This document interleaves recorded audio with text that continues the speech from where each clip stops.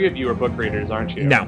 Nope. Not No? Austin. Austin is not. Okay, that's right. I remembered last time I was on here, there was one person that was with me and not being One regular piece of shit who hasn't read the books. some unprivileged swine here at the bottom. If I started the books, I would not finish them. Well, clearly, Happened. Austin, you don't even finish your favorite, but you don't even finish a bowl of cereal, let I alone the haven't book finished series. Ender's Game. I haven't finished. You started Ender's Game like a year and a half ago. Look, I don't even finish beers. I always leave like an inch of beer at the bottom of my glass. This is the type of person I am. This is a crime. This is what I do. This is a crime. Well, Austin, thank you. I feel privileged. You have finished 2 seasons of the Game of Thrones podcast with us. That's true. And it's funny you mentioned that. I'm going to have to go. I'll see you guys later. Bye. Oh, all right. There is a new co-host position wanted. Send all resumes to calebmasters.net. And there is no pay and it's not fun, but you're welcome to come. welcome back, everybody, to the Cast Beyond the Wall. I'm Caleb Masters, and I'm here to review this week's episode of Game of Thrones, the Season 5 finale, Mother's Mercy, right here at WeGotThisCovered.com. And my, oh my, there was no mercy to be found in this episode. As always, I am joined by some lovely faces that I'm proud are my co-hosts, Sir, and the southern deserts of Arizona. Austin Lucari. And to my comrade living the highest of highs in the northern desert of Nevada. Introduce yourself. Daniel Stull. And we've done it, guys. We did another season of Game of Thrones. Congratulations. We're all still here. We haven't died yet. By Game of Thrones standards, that's pretty good. We lasted 2 whole seasons.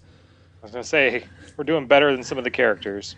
And we actually stuck around every episode, unlike most of the characters. So, yeah, it's really feel great, listeners out there. Thanks for tuning in for the last 2 seasons, and we're really excited to get into this week's finale. But before we do, we are joined also by a longtime friend of the show and returning guest host. Sir, could you introduce yourself? Hi, yes, this is Sir Ben of the House Friend. I'm joining you from well beyond the wall. In glorious Connorsville, Indiana. So. Whoa! He is in a glorious place. And the land's ruled by House Pence. If any of you listeners out there had ever really asked yourself what it would be like if King Stannis Baratheon sat on the Iron Throne, just move to Indiana. You'll get a pretty reasonable idea of what that would feel like. Oh, shots fired! Shots fired! At both Stannis and Indiana. Oh boy! Politics aside, though, Ben, we're very excited to have you back on the show. You joined us on our prelim season when we reviewed season 3. You joined us last year to review, I believe it was the 3rd episode of season 4, and you're back for the glorious finale of season 5. So it's always a privilege to have you on. Before we go into our typical review and analysis and all that stuff, I have to continue to break the ice. Gotta soften the blow for when the White Walkers show up. This week, it was the season finale.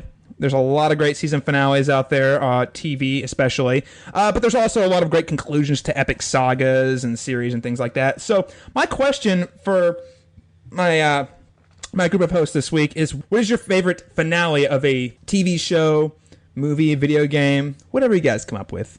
And I'll start with you, Mr. Lucari. Can you go ahead and give us the rundown? What would be your favorite finale? So this is a struggle for me because I finished nothing ever in my entire life. I finished no books, movies. I always stop like midway through things. But one of the things I did finish, and is one of the best kind of stories and endings I've seen to anything really, was Red Dead Redemption, the video game by Rockstar. It's a Western game. You play as John Marston. You kind of go through this whole ordeal and kind of take your revenge on people and kind of do all these things. And then at the end, you think you're done, and the game actually has you play through some like really mundane tasks with your family, like taking care of things on the farm and stuff like that. And then kind of on the horizon, you see the law coming. Basically, all the things you've done, if it's caught up with you at this point. Spoiler alert, you die. So you send your family away to get to kind of like say, hey, go save yourselves. I'll take care of this.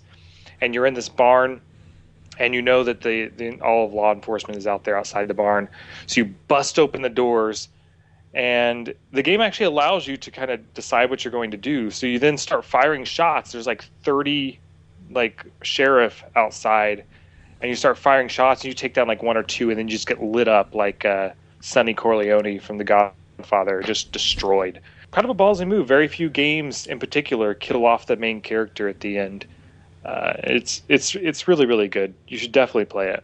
Yeah, and that was really cool. And you also, I won't do I guess we'll meet halfway. We won't do a total spoiler here, but there is still some, no pun intended, redemption for that ending that plays out in the very final missions there after you get your main character gets shot out. So that is one of the better endings to a video game out there. I mean, period. That is a game. Unlike Lucari, I did not finish, but it is definitely highly regarded out there in the games community for sure. Daniel, what is your favorite finale in a TV show, game, or movie? So I'm actually going to go with a show that it was just based on the situation. It was a show that really got me into TV. It really opened me up to a lot of different things. It was a show that I watched with all my friends in college, and we powered through it and all kinds of things. So I'm actually going to go with Lost. I'm not going to go with the whole series finale, but I'm going to go with season 5 finale. And the reason I'm going to do that is because at the point I was in my life, I didn't watch any of Lost, and I caught up all the way up to season 5. And season 6 was the only one I actually got to see, week to week. And when it was actually out, I had to catch up at that point after I was introduced to the show. And it was just I got to sit around with all my friends for like 9 months, and we got to talk theories like every day. We talked every day, and we made so many people mad at campus that they hated us, and they always complained about how much we talked about Lost and all these crazy theories we had. We literally turned Lost into a cult. That's what we did. It was the religion of Lost. We did. It was how much we talked about it every day.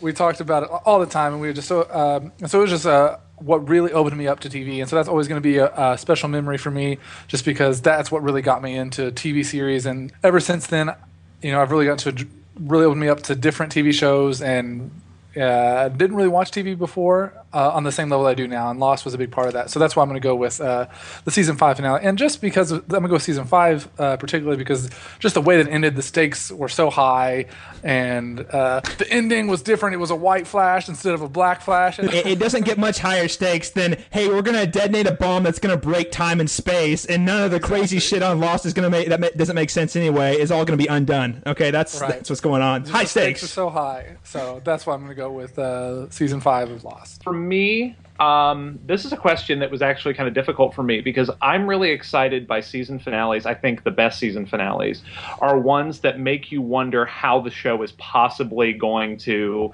I don't want to say recover from the events of the finale, but you know that the next season is going to look radically different.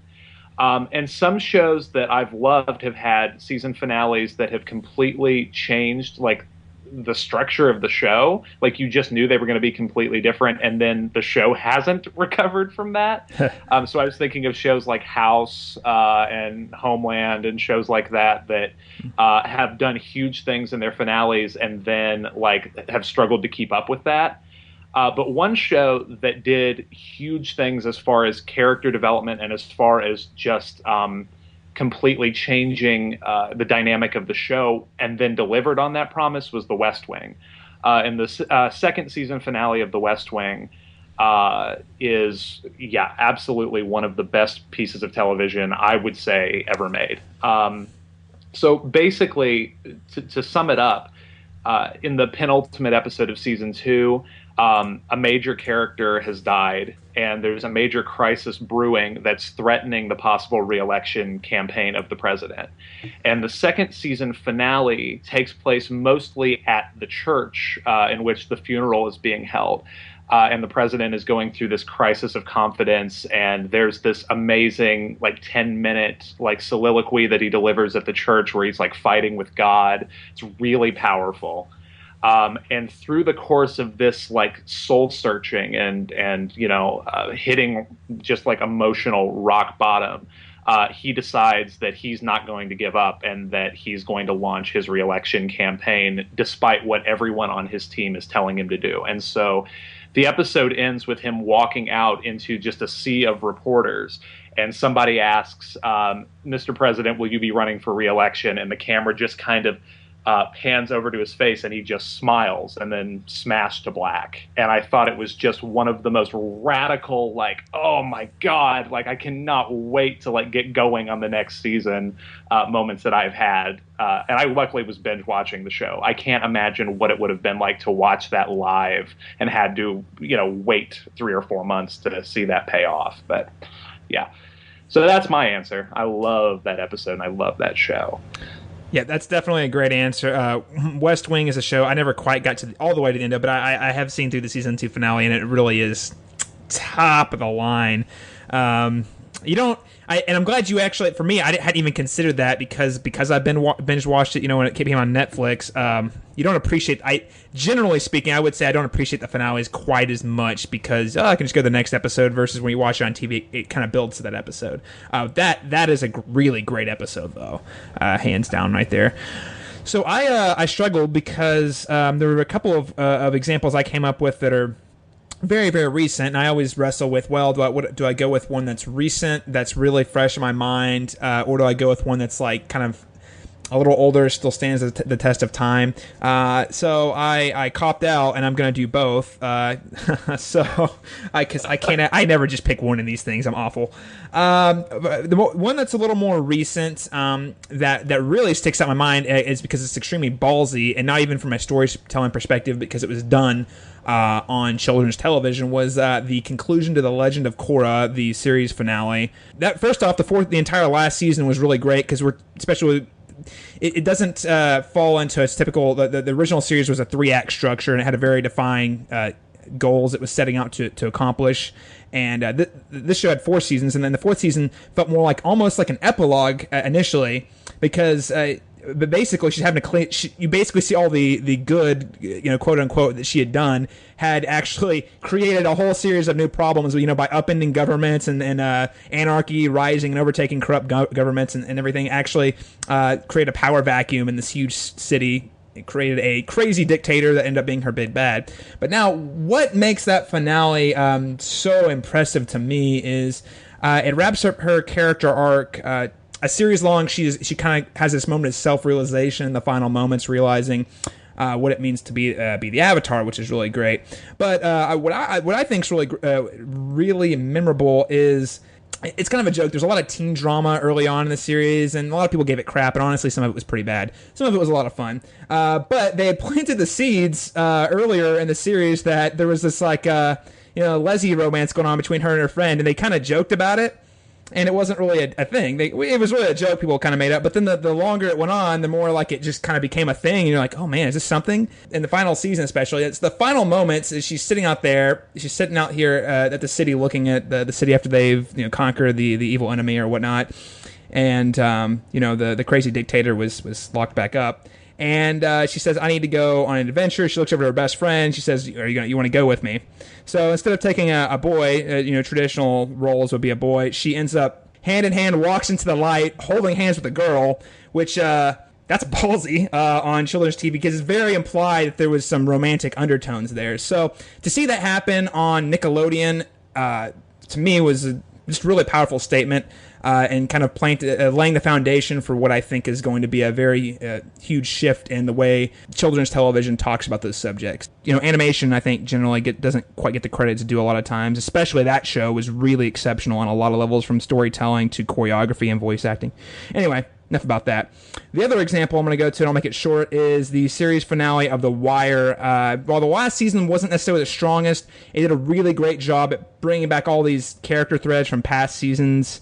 Lots of characters are left dangling throughout the entire series, and the series finale, the last season, really, they pick up the threads, and you see how basically this war on drugs, some people have.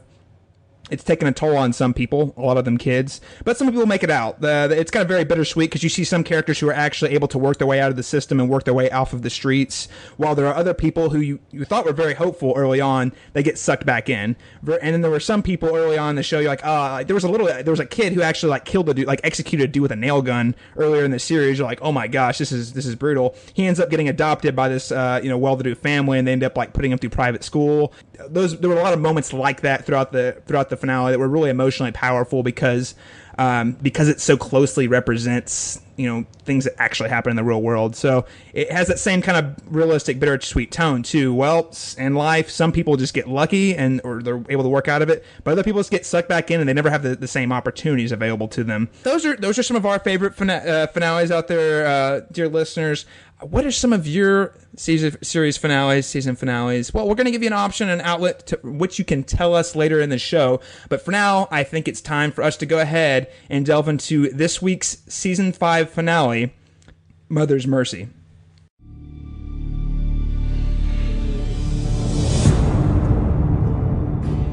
What are you going to do? I was lonely and afraid. We don't choose whom we love.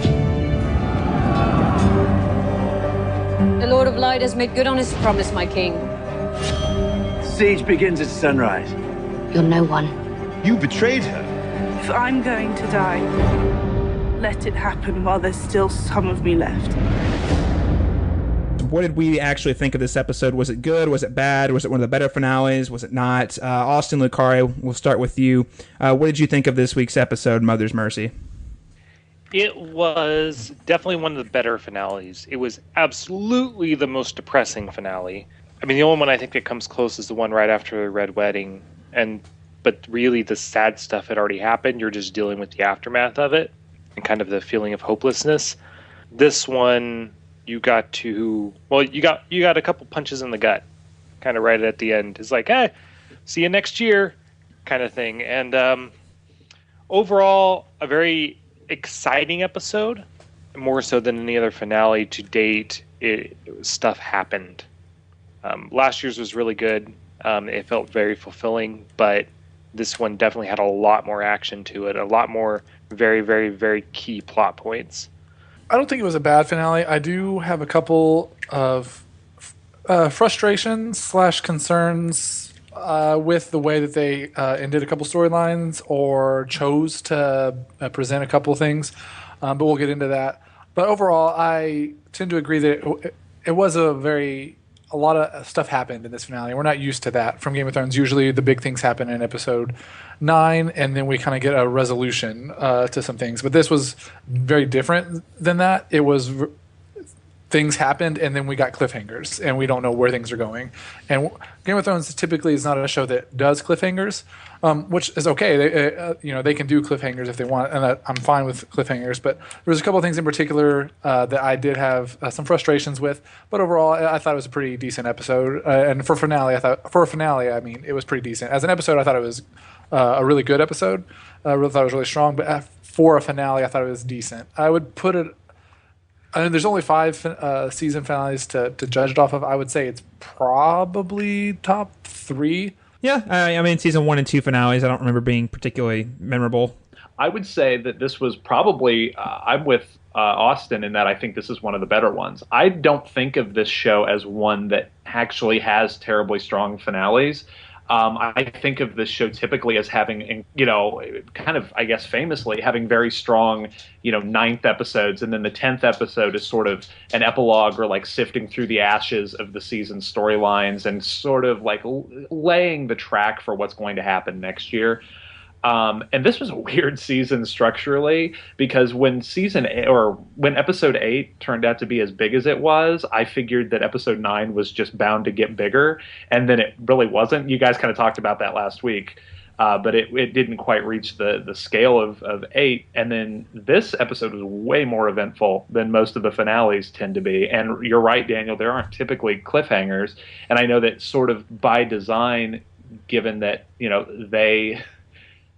they could really only end several of the storylines the way that they were ended in the book, which, we can talk about later. It's my understanding that a lot of the storylines are caught up to where the books are now, so they really could only end it the way that the book did. Overall, I thought it was strong. I thought it was an unusual finale for them, and it was definitely a downer. Yeah. It was a tough watch. So this has by far been the most depressing season of the show in a lot of ways. Oh, yeah.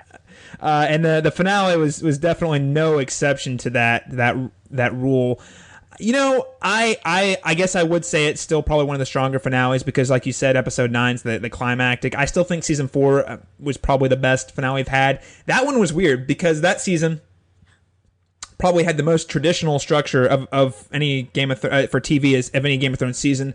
So obviously you had big events in episode 9, the Battle at the Wall, and episode 8 was big with Oberyn's battle. But then they had Tyrion facing Tywin and stuff like that, which that was a climactic moment that happened at the very, very end. So in that sense, it felt very fulfilling, and I think that's why I think that's probably the strongest season finale.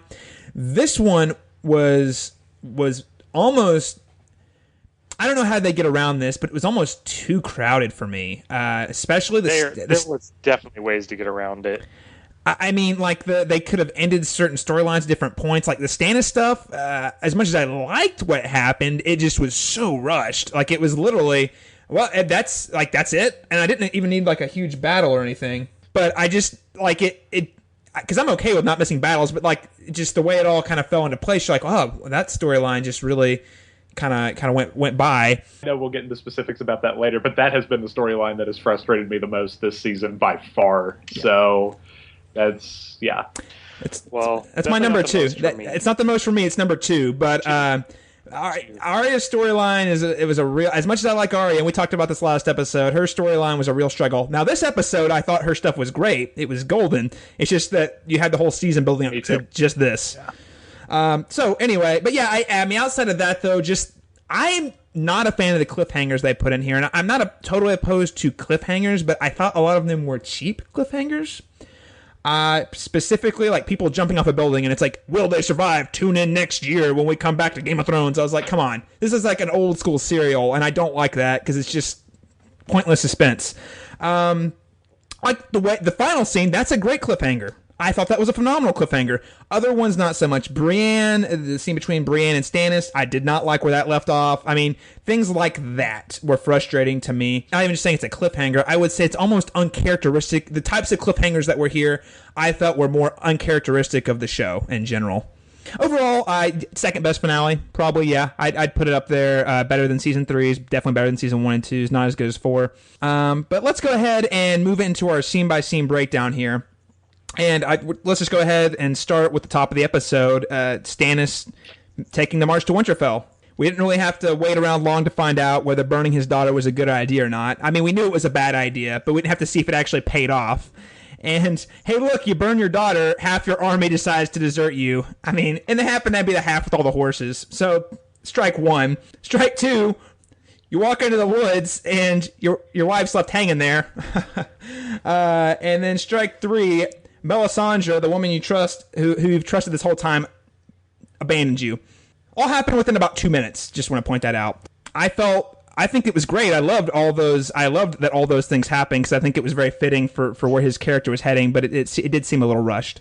I didn't get the sense that she abandoned him. I guess I got the sense that it was just a big battle and she wasn't going to go fight in a battle. I guess I didn't get the sense that she abandoned him. And then when we see her later, I felt like she was just. Oh, she found out it went terribly wrong, and she didn't have anywhere else to go, so she went to the wall. Maybe I'm wrong about. Maybe I read that wrong. The way the dude came back, the dude ran out in the woods and said, "Hey, Melisandre just took off on a horse. She started running away." I might be giving her too much credit, but it could be that she took all that stuff happening as a sign that, hey, maybe Stannis isn't who I thought he was. Kind of a bad time to figure that out.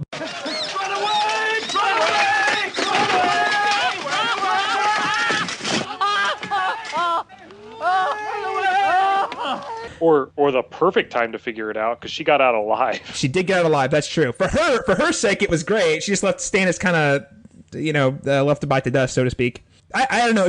Were you guys surprised that his wife had decided to hang herself? No. I mean, it was definitely heavily hinted at in the previous episode.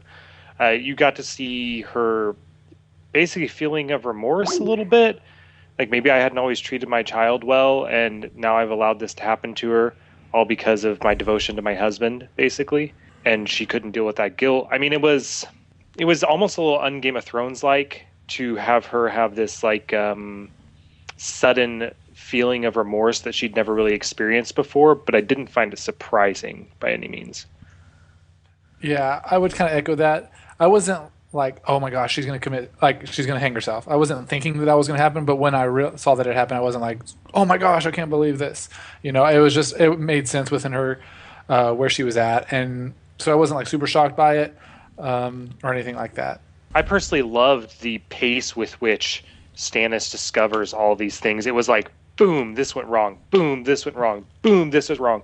I mean, it collapsed in like spectacular fashion. And I know that was I think you guys were a little frustrated with how quickly that happened. But to me, it illustrated how quickly things fell apart for him. I thought it was kind of cool. So I will tell you that when the episode began and the snow had melted off and it looked like everything was looking up for them, I was kind of furious because it was my thinking that the show was like endorsing like killing children in the sense that if you do sacrifice your daughter, the weather is going to start complying with you, and like the stage is going to be set for your epic siege on, you know, the place that you need to take over. And this, like, it seemed like really solid for a second. And then I was thrilled to see how quickly the rug was pulled out from underneath him. No one has ever accused me of being a fan of Stannis, and this season actually, for a minute, made me like him. And I think that was entirely the objective of the writers. They had that great scene with him and the daughter, where he was like, "Look, you're my daughter. You know, I love you." And that was a scene that made me go, "Oh, okay. Like, this guy has a heart and he has a soul." And then the next episode, they just made it clear that, like, he doesn't care about anything that his heart or his soul is telling him. And at that point, I was ready to have any horrible thing that could happen to him happen to him. And so, yeah, I was pretty happy with how quickly everything crumbled for Stannis the Manus. I didn't have much sympathy for him at all. I also loved that, like, queasy, sick, nauseous look that Melisandre had on her face when she decided to get the hell out of Dodge. So, yeah, I felt pretty good about it. Maybe this reveals how terrible of a person I am, but there was an element that was like, this is just such a tragic ending for him. Not in the sense of, like, I felt sorry for him, but just like, man, it sucks for that guy. Like, he really, like, he went to the extent of killing his own daughter, and then he's realizing now that it's not working out for him. I think this man suffered a very tragic fate. And we can go ahead. Yeah, let's go ahead and move on to the scene with Brienne here. And I'll tell you why. It was a little Shakespearean, wasn't it? It felt King Arthur, this dude who had these epic dreams of, like, rebuilding the kingdom, and he was so convinced if only he could get to the kingship that he could show the kingdom the way to rule and the way to do things. He had this big epic vision. The problem was he was willing to literally do anything.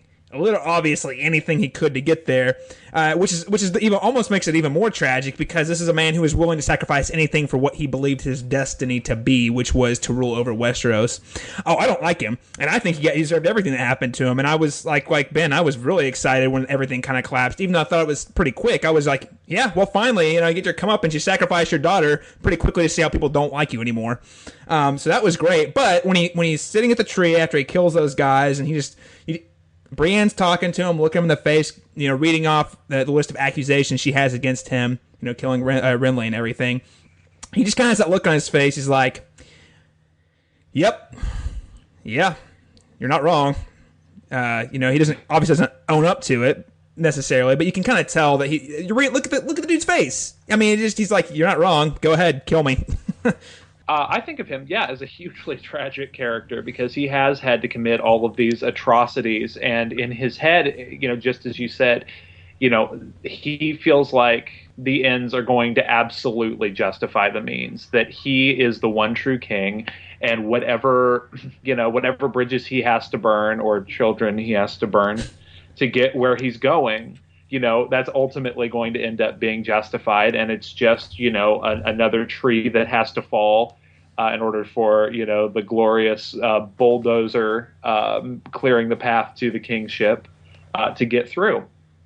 And I think that it's so clear by that look on his face as Brienne is standing over him that I don't think that he regrets it. But I think, he is obviously at rock bottom, because I think that there's no part of him that feels like anything that he's done has been unjustified.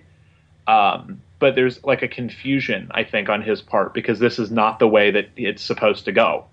And yeah, for the viewer, it leaves you thinking, maybe no one has risked more to try to get to his ultimate goal. And all of it was absolutely for nothing. Just for nothing. I got theories, man. Got theories. So I think we all kind of suspect that Stannis is not dead. By the cutaway, we've only had one cutaway like that I can think of, and that's Ned Stark. And then the following episode, they definitely confirmed that Ned Stark was dead. So I think we all kind of suspect that Stannis might be still alive. I mean, maybe not everyone agrees. I think, my own personal theory, is that Stannis is alive. If Brienne intends to trade him for Sansa, or attempt to.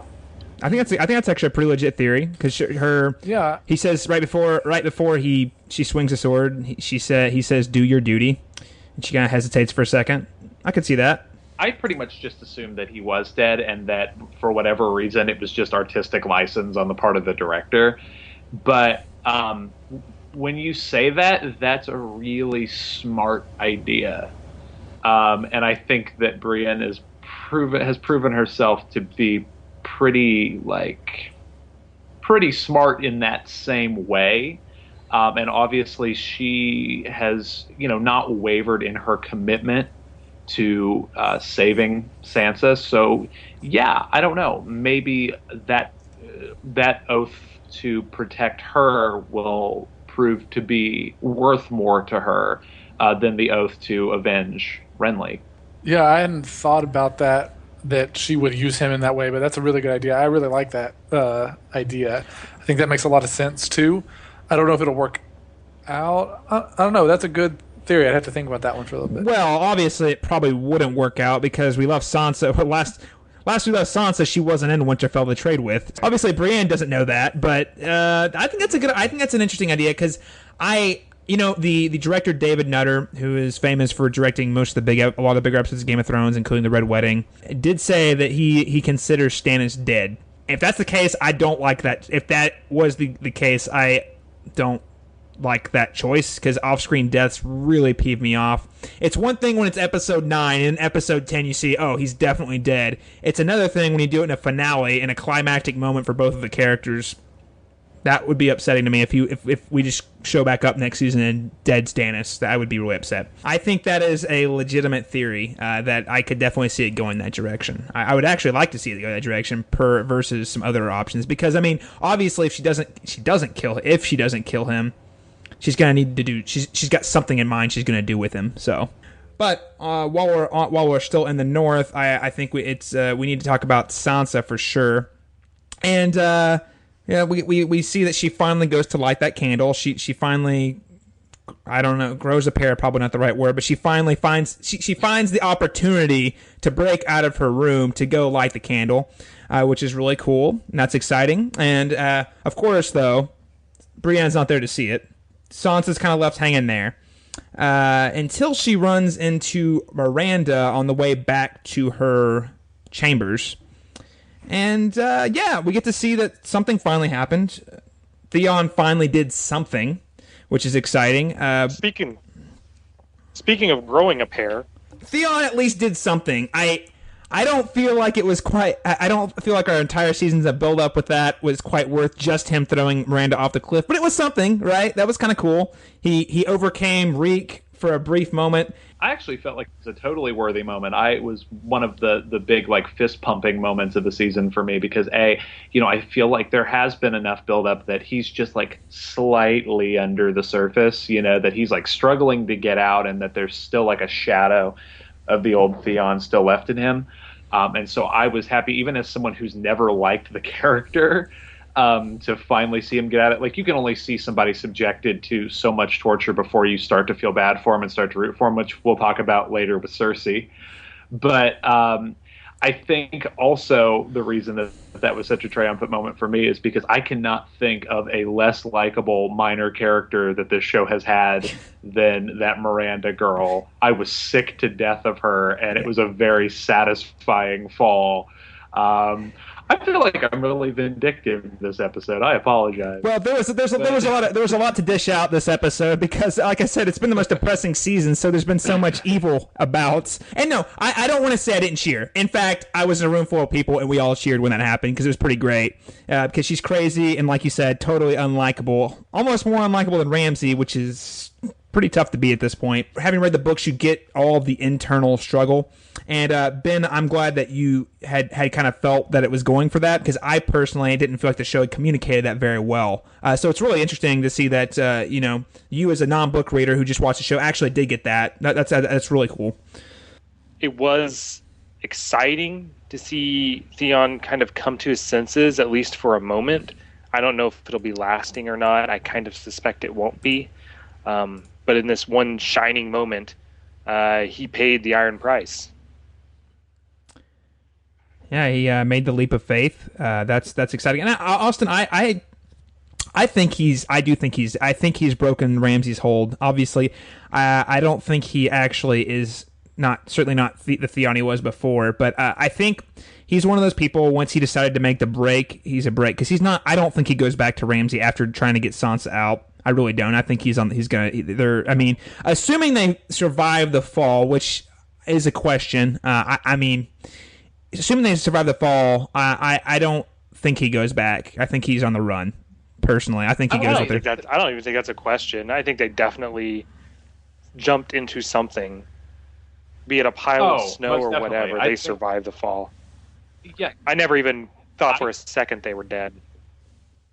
No, I'm glad to hear you say that, because I didn't think for a second they were dead either, and yet several of the reviews and recaps that I read just assumed they died. Went as far as to say that it was like an obvious like suicide pact, and I was like, not for a second did I think of that as a shocking moment. Like, I'm sure both of them will be pretty worse for the wear after jumping hundreds of feet, but like, I never assumed that they died, and I think it would be like incredibly cruel of the show now, especially given the body count that this episode alone had, to kill off those characters so unceremoniously, and also that would be off-screen deaths. I don't know. It seems pretty obvious to me that they were gonna make it, albeit probably injured and limping along. But I think they're okay. Yeah. Yeah, I definitely. I'm with you guys. I don't think there's a chance that they don't survive it. Now, they could be injured, but they're both going to live. And believing that Theon has earned a token of redemption. Where is this along his path of redemption? How far does this put him, if any further at all? I would say it's step 1. I don't think he's anywhere close to fully redeeming himself, but it's a step in the right direction. And we may see more steps in the future, but this is a step in the right direction. But he still has a lot to do to redeem himself, I think. Yeah, this show does an interesting thing, and it has done it with a number of characters over all of the seasons, where it shows you characters doing horrible things and makes you hate them, and makes you want to see them get some kind of comeuppance. And then the way that it does it is so unrelenting that at some point you really start to question why you ever wanted to actually see like horrible things happening to them. Like, it really makes you question kind of the instinct, like your base like revenge instincts. There was a big part of me that felt like, just through being tortured and held in captivity, that he was already in a lot of ways symbolically receiving a certain kind of redemption. I think he's definitely paid at this point for what he's done. I think that he has a long road to repairing all of the bridges that he burned. If that is at all possible. But, it seems like Sansa's a little more open to it, especially given that she now knows that he did not kill her brothers. I guess we'll have to wait with Theon's storyline. I never hated Theon normally as much as a lot of people, so I'm always interested to see what others think about him and his arc. Okay, well, let's go ahead and move on to a fan favorite of the series, Arya Stark, as she finally gets her climactic moment of the season, where she gets revenge for her dance master Syrio Forel, And this was pretty cool. She does some pretty She got cool. more than revenge. Oh, she got a lot more than revenge, and that's something I want to talk about here. Oh yeah. Yeah. So she does the whole face thing. So apparently she stole a face. But bam. She's just, honestly pulling like a Kill Bill type thing. I don't know. I got like that Kill Bill vibe again. She's just like, walking in there, all quiet. Bam. The other two flee the room. I don't know. I definitely got that kind of vibe off this again. And then she kills the dude in Quentin Tarantino levels of violence that were thrown out there. I mean, not as cheesy as Tarantino, but holy crap, the way that blood was spurting everywhere, I was like, dear God. And you made him blind and both eyes. And I expressed my concerns about this last season when she killed Pulliver. I was like, I know fans are all loving all this, hey, Arya getting revenge, but stabbing and blinding a guy and then giving a horribly dark and bleak monologue. You were the first person on my list, for killing Syrio Farrell, remember him? Probably not. I've gotten a few of the others. The many-faced god stole a few more from me. I'm glad he left me you. Do you know who I am? I can't hear you.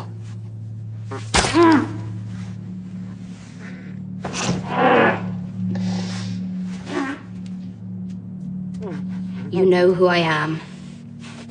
I'm Arya Stark.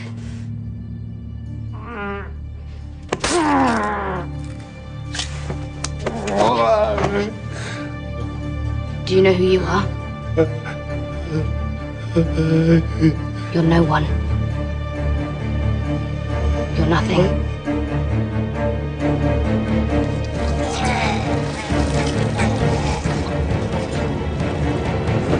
Were you guys cheering her on prior to her doing this? Like, when I saw this coming, the whole time I'm thinking, this isn't going to go well.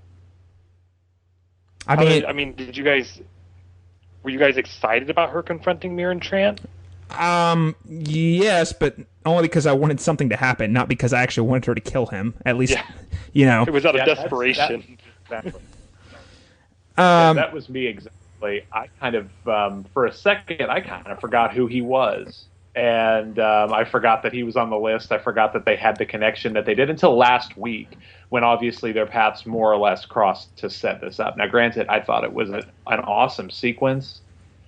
But like I said, this is a storyline that's really frustrated me because nothing has really happened. And what has happened, I haven't quite understood.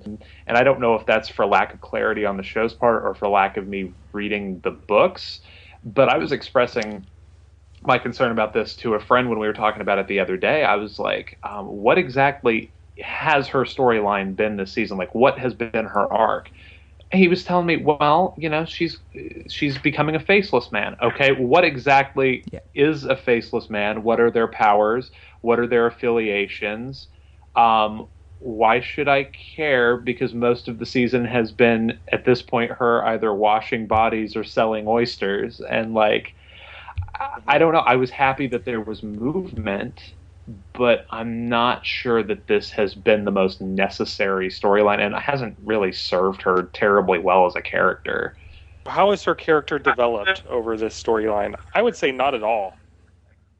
No, it hasn't. I agree. That's especially the conclusion that she actually kills a dude in brutal fashion. It shows that she was the same person that she was when she got there, and they go out of their way to point that out to her.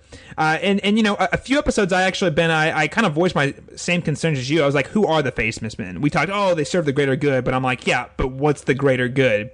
We don't understand what their motives are. We don't know what makes them who they are. We walk into that epic chamber of faces. We have no idea what the heck's up with that.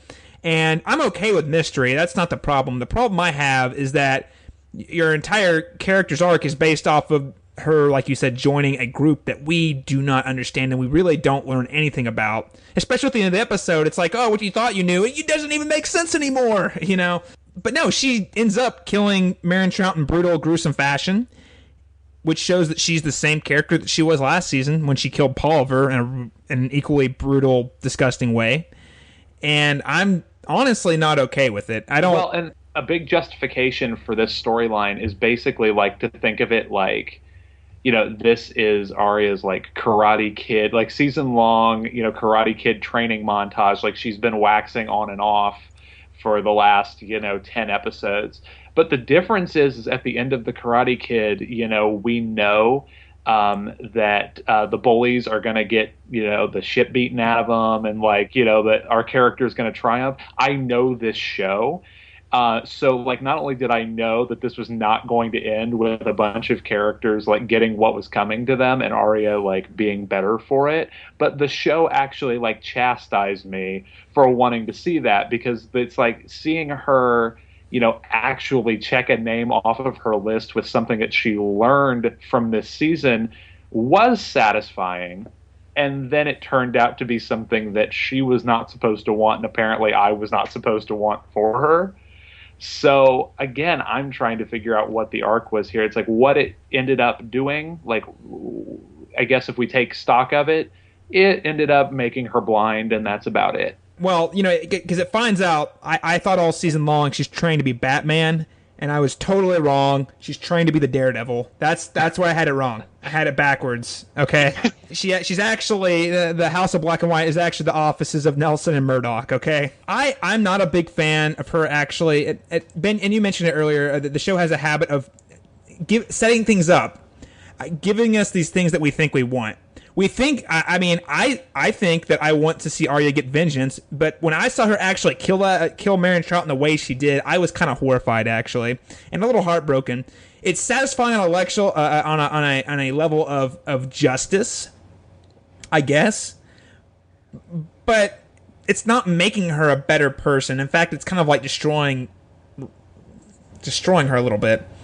And then, to your point, after she does that, she gets a slap on the wrist and saying, no, you really weren't supposed to do that. So I'm like, so what does the show want us to do? Does it want us to root for her, killing Meryn Trout, or are we supposed to feel like, ooh, that's bad? Because last season when she killed a guy, to my detriment, it was a crowd cheering moment when she sliced Palmer in the throat and everyone was cheering.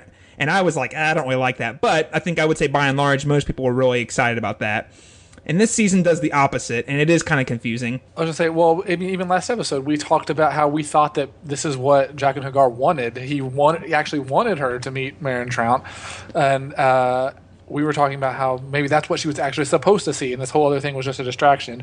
And like Ben pointed out, we got this, and so we felt like that's what we were supposed to want, and then we weren't. And so she has been affected by this and become, I guess, blind. And I agree with you guys that this storyline this season has been very lacking. However, I really enjoyed her last scene. I thought that a lot of things happened, and I'm really excited to see where it goes last season. But then again, I've been saying that all season. I'm excited to see what happens next, but we never really got to the next part. I feel like this season. Well, that's the problem with Arya's storyline. That's the problem with Arya's character right now. Anyway. The promise of Arya is a lot more exciting than the actual story. Now, last season they made it work because she was paired with the Hound, and that was hilarious and great. They had great material. This season, Jaqen H'ghar, not quite the same traveling buddy. They just don't have the same chemistry, and he was a lot more serious than he was in season 2. And finds out that the reason that was is because he was never Jaqen H'ghar to begin with.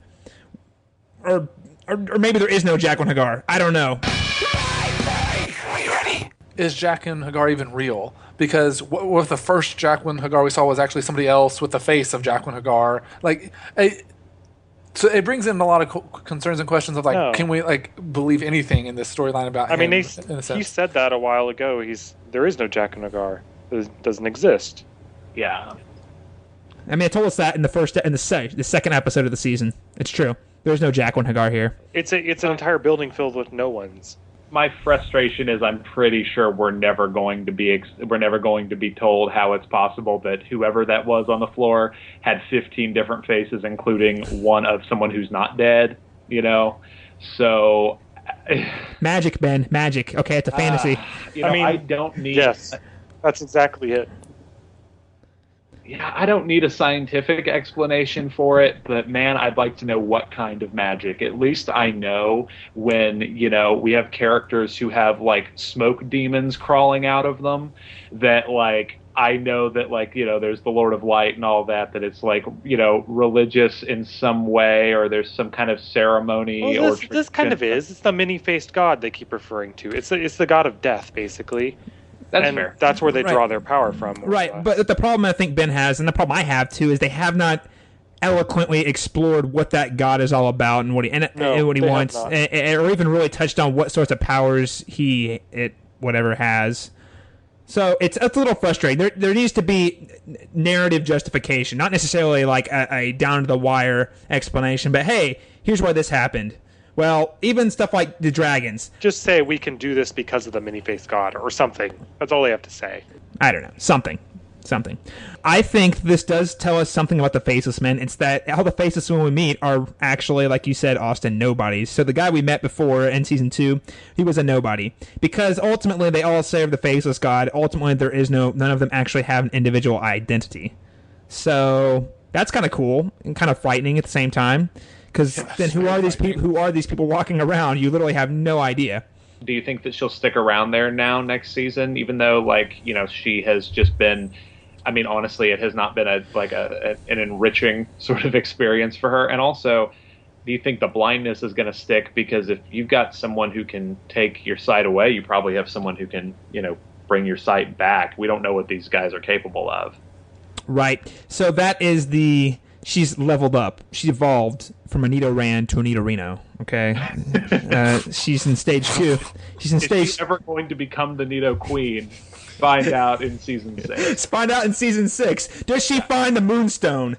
To make it? AK, does she find her sword because she's so blind looking around for it? This is one of those really vague, these really ambiguous areas where does my knowledge of the books spoil or not? I can say with confidence that she's in the next part of her training. She might not realize that yet, though.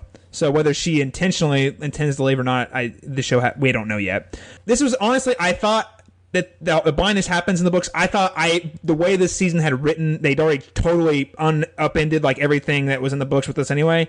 I just assumed that they were going to skip the whole blind thing, but I did too. I guess I'm wrong.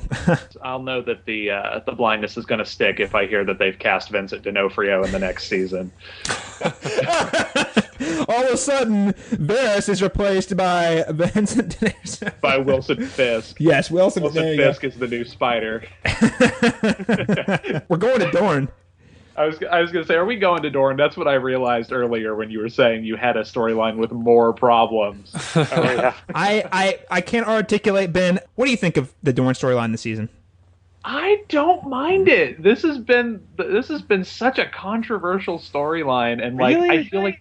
I feel like it's been minor, but I haven't felt like it's been uneventful. It's the Death Star boobs. That's what saved you. That's what's drawn you in. I know how you think. It's the Death Star boobs. The Death Star boobs. Yes, that's exactly. You got it. I don't know. I'll tell you that without knowing anything about the books, I get the impression that this was actually a storyline that probably was a lot richer in the books than it was on the show. And that maybe they did to this storyline what they should have done to Arya's. But that being said, again, I don't know. I haven't felt like it's been uneventful. I've enjoyed watching Jaime and Bronn kind of do their, on the road to Dorne routine. And, I think that what is the official name for the girls, like the trio of girls? Oh, the Sand Snakes. Sand Snakes. I was going to say the Serpent Sisters. That's what I've had them in as my head. Is that the Serpent Sisters are? Sounds like that's like a great '80s band right there. If the podcasting thing doesn't work out, we have an excellent hair metal band. So. Yeah, I think I found them to be like reasonably engaging characters. Like they're not. I wouldn't say they're not 3-dimensional. I wouldn't say they're 1-dimensional. If a 2-dimensional character exists, that's kind of what they all are. Like I think they're kind of fun presences, and I think their motives are clear. I just feel like it's been like I said, it's been a minor storyline, but it hasn't really bothered me. I haven't really had problems with it. Okay, because we have absolutely hated this storyline. Like hated, and it's not even like a book to TV show difference. It's more or less It's acting, it's choreography, everything about it. The writing, everything. it's so bad. The only thing that's good is the way the way it was shot, like the cinematography and capturing the scenery has been fantastic. What did you guys? I mean, Austin, what did you make of the final scene? Do you think it did anything to actually redeem the storyline for us, at least? I mean, Ben, you're certainly entitled to disagree with us, and that's totally fine. I'm actually kind of glad because it's kind of fresh. We haven't had anyone this season who's like that storyline. So, it gave it a little bit of a purpose, but literally that could have happened in one episode. One episode. Jaime goes down there, he gets caught. They do a thing. They send him off. Maybe 2 episodes. She dies. That's it. It was just atrocious. There was nothing redeeming about that entire storyline for me. And then even then, some of the stuff that the way it all goes down is just kind of, it's silly to me. It's really silly. I don't understand what the point of Ilaria, I think her name is, poisoning herself as a result. I guess just to know that Marcella's died now, she gets some kind of weird satisfaction that I'm dying, therefore Marcella is dead. Well, she had the antidote though. Yeah, I know that. Yeah, and so it was like it was made it worse almost. It was like a weird cop out.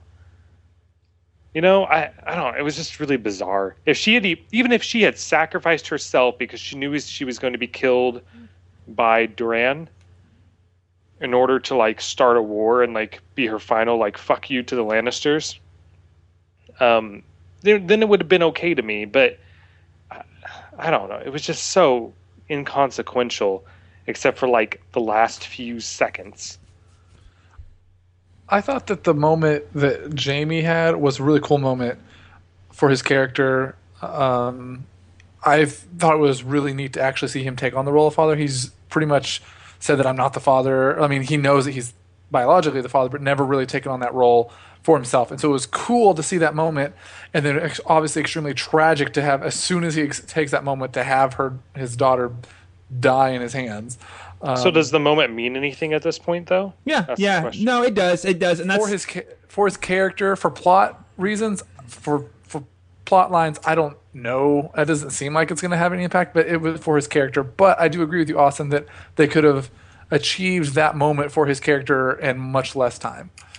Well, and it seems like the entire point of the storyline was basically just to set up that now, like, there's going to be a war with Dorne. Like, that's inevitable now. And, I think the implications of that are fairly big.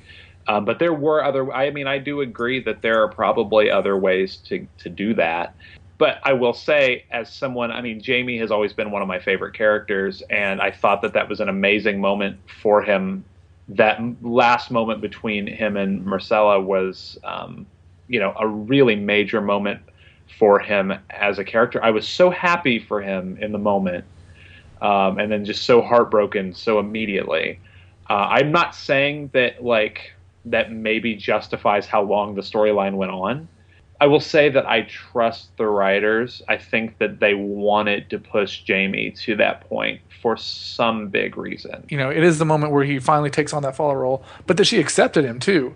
Like, that was probably a huge fear for him to not even just to be the father role, but that, well, my kids hate me for this. But she accepts him and says, yes, you are my father, and I'm glad about it. And that's a huge deal for him. And so I don't know. I just think not just the fact that he is taking on that role, but that she actually accepted him. It was warm, and it was warm instead of upsetting. It was a warm, lovable moment there.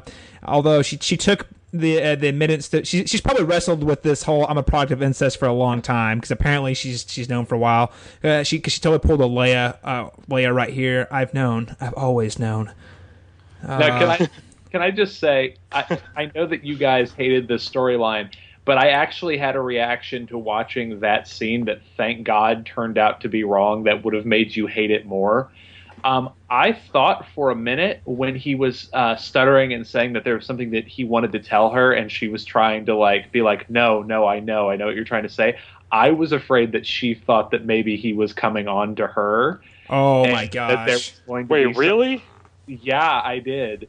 And maybe that's from watching too much soapy garbage in the off season, but I really thought that was coming. Oh no, that would have been awful. That would have really wrecked his character. All the cred. That would have broken. I also think it would have broken the fan base and broken the internet. Well, Pod did say that episode 10 was going to break the internet, so. Oh, that's true. Yeah. No. I have to say, I liked. I don't think it was worth all the crap we had to get through to get there. I think the storyline in Dorne. What we got, what they gave us sacrificed a lot with Jaime and with Dorne. I do think that it does pay off to some extent. That scene between him and Marcella brings him to a moment that he has never been in the books, which is really, really great.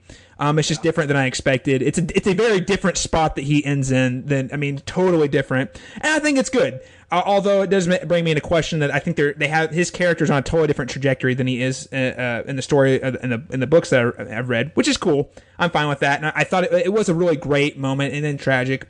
I don't think it was worth what we had to go through to get there, but and there's also I hope that this means that Dorne's going to be around a lot longer because there's so much more that we need to learn about them that we just haven't seen yet. But I don't know. We can give more thoughts on our season wrap-up episode about how much we hate Dorne, I guess. But I think we need to move on to something that's a little even more tragic, which is the storyline in King's Landing this week.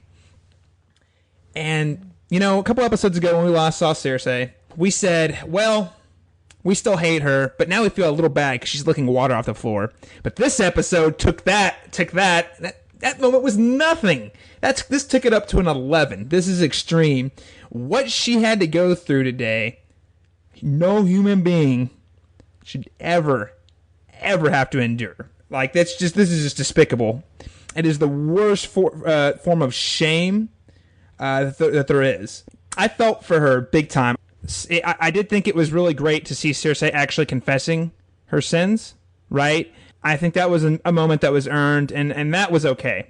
Because I think we all wanted to see it. She actually told someone things she'd done wrong. But her punishment, the atonement side of this, was just screwed up, people. I'm sorry. It was like the most ridiculous. We're gonna parade a naked woman through the streets while you guys all yell obscenities and fling poop at her and wave your dicks at her because God demands it. I will say that this show obviously knows its audience to some degree because I'll tell you that you guys, said that you started to feel kind of bad for her in the last couple of weeks, and I just hadn't quite started to feel bad for her. And, as this, the big, walk of shame sequence began, I felt slightly, just incrementally more bad for her. Like, it started happening. I was like, man, this is awful. And then the sequence went on for 3 or 4 more minutes, or what felt like an eternity. Yep. And by the end of it, I was just completely heartbroken for her. And it took that much to get me to feel that kind of, sympathy for her, but it finally happened. So how did you feel at the very end? Because I have never hated her. I've actually always really liked her as a character. And at the end, I was livid. I wanted her to march Franken Mountain outside and immediately slaughter everybody. Well, like I said, I was, really heartbroken for her. But I will also say it's a weird thing because, I've never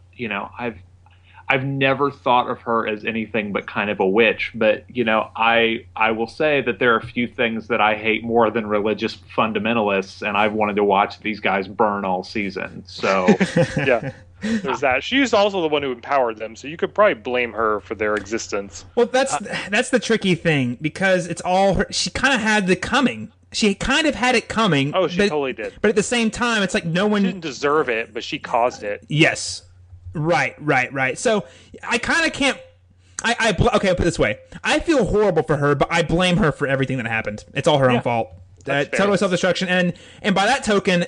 I don't think she should start slaughtering people. I mean, I don't like the sparrows, but I mean, it's her own fault. She gave them power, so she has no one to blame but herself. This is a theme throughout the entire season, honestly. It's leaders making really bad decisions and having to deal with those decisions. You have Cersei, Stannis, Daenerys, Jon Snow, all these people making bad decisions or tough decisions or things that ultimately come back to bite them in the ass. Things that turn out to be the wrong decision. Yeah, exactly. And with Cersei, more so than the others, I think this was exceptionally obvious that she was setting up her own demise here. Well, I actually disagree with what Ben said. I don't think they're always necessarily the wrong decisions. And we'll get into some of those later, particularly surrounding Jon Snow. I think he made the right decisions. I just think it ultimately cost him his life. Well, and I will say, while we're still on this subject, there have obviously been, a couple characters who have paid the ultimate price for those bad decisions. But I don't know, something feels so like, I'm not saying like blaming the show and saying that this sequence shouldn't have existed, because I think it's extremely effective, but it feels almost like overkill, even for someone who, I may not like. This sequence is just so extreme. It's like it was the ultimate in slut shaming. It really was. Right. This is, and here's the funny thing. I love the parallels. This is what the internet acts like after an episode of Game of Thrones. Yeah.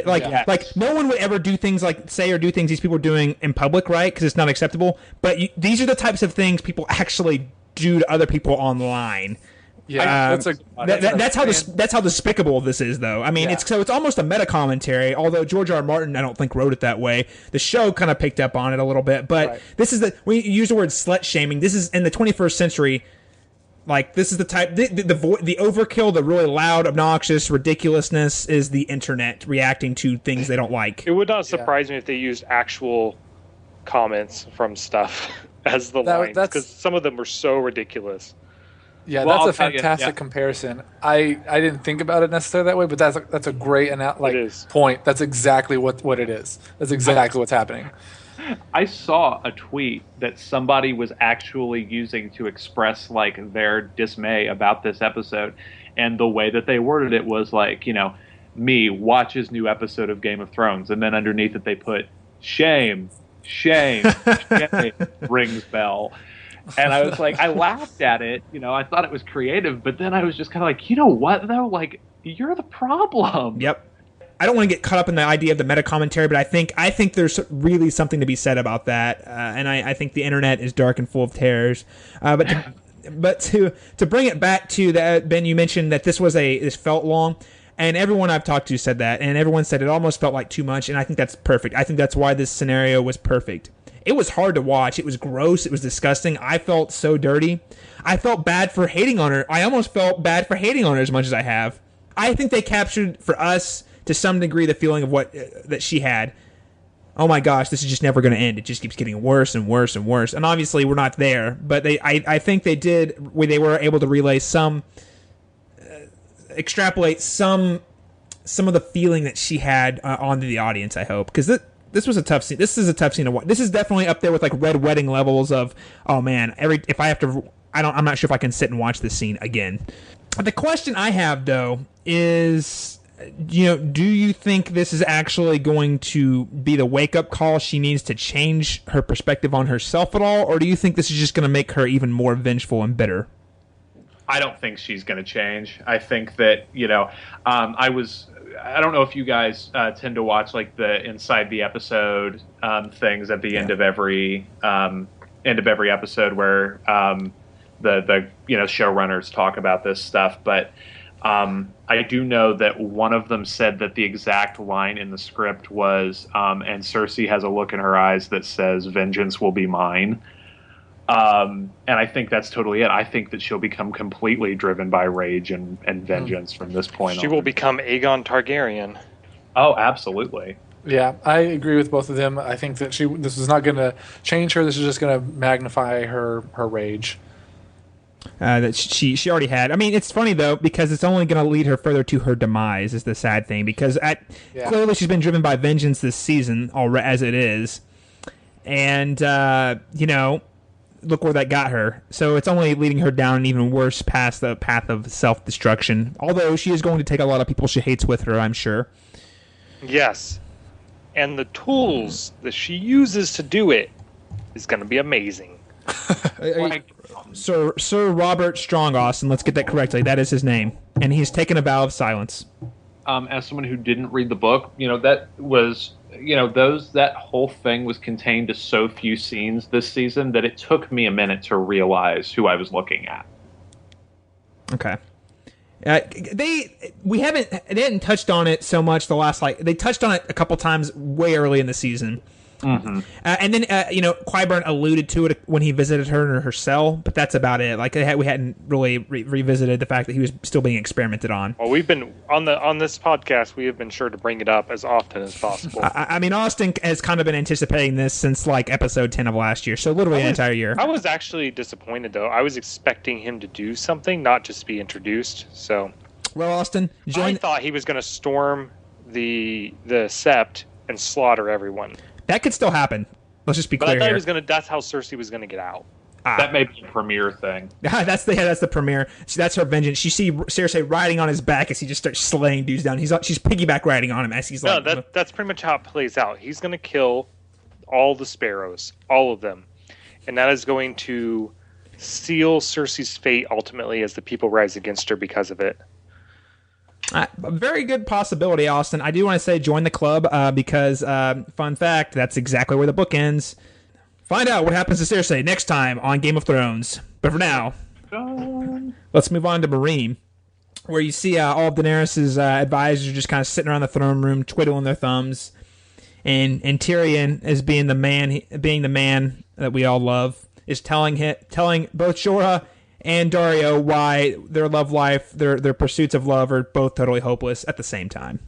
God, one of the greatest gifts that this show has given us this season, and I'm sure you guys have talked at length about it, was putting Tyrion and Daenerys in the same zone. Oh, yeah. I've been so happy to see not only those two play off of each other, but to finally get that kind of commentary from him about what the storyline has actually been. That there is a very clear love triangle.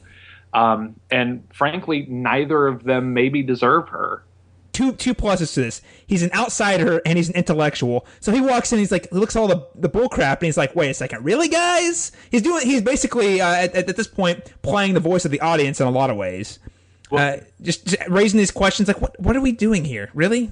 Well, and it's nice to have that as a contrast to just the, chop off heads and ask questions later kind of warrior mentality that we've seen from this storyline over the last season. Right. Well, and this is why he's so necessary. I mean, it's another one of those cases where you take, I think one of our guests earlier this season said you take two negatives, you get a positive. And well, I would never say that, Tyrion himself is a positive, but his storyline really had nowhere else to go. It makes both storylines 10 times better. They're just so much more. They're a lot more fun.